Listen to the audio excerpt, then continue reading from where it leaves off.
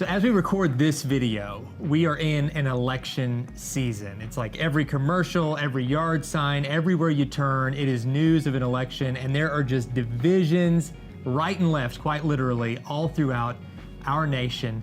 And you know, that's one thing when it's the country we're talking about being divided, right. But it's something else entirely when those political divisions are happening in your marriage. And so we've gotten a lot of questions recently, people writing in to the Naked Marriage Podcast or writing us on social media saying, you know, one spouse is right, one spouse is left, one spouse is blue, one spouse is red. And we are facing such tension in our marriage because everywhere we look in this season of political, you know, news being everywhere, it just reminds us that we're divided. And so what in the world do we do with those divisions because it's having an impact in our marriage? So this is a hot topic. It is. So I was hoping you'd have the answer. That's right. Well, you know, it can be complicated, but I think the biggest thing that we have to remember is that our marriage is so much more important than our political views. And whoever becomes president doesn't need to define our marriage.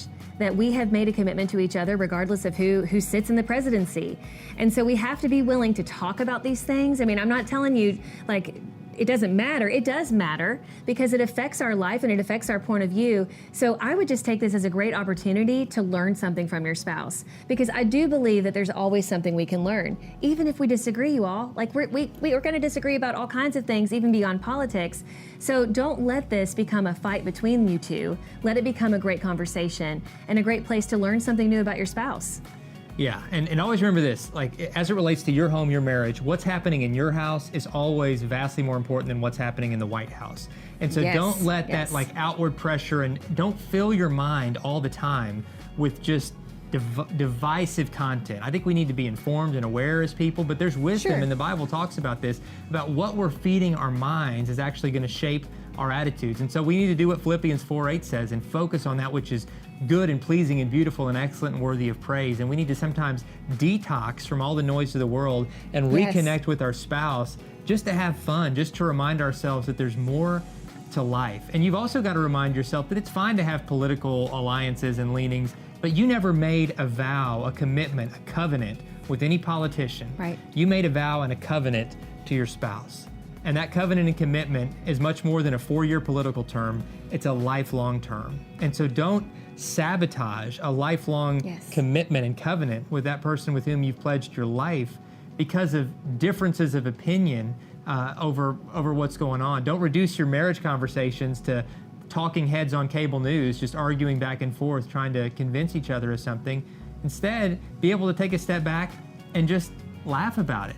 You know, be able to like tease each other, be able to put your candidate's bumper sticker on your spouse's car as a joke and then laugh when they do the same thing to you, and just have some fun with it. That could cause a fight, I know. Yeah, maybe that's gonna come. If my spouse does that to me, if that person's name ends up on my car, I'm gonna lose it. You know, you just chill. And Dave said, you know, find the humor in things because I mean, you guys, just look at the commercials. It's ridiculous. You know, our own children they're noticing it. Our 15-year-old really notices these things, and he's like, can you believe that person said that? And then the other person said kind of the same thing about that candidate. And I'm like, bud, everybody has their opinions. It's just a crazy time. And so you do have to be able to kind of turn off Fox News, turn off CNN, turn off whatever that thing is that is very much one way, and look into your spouse's eyes.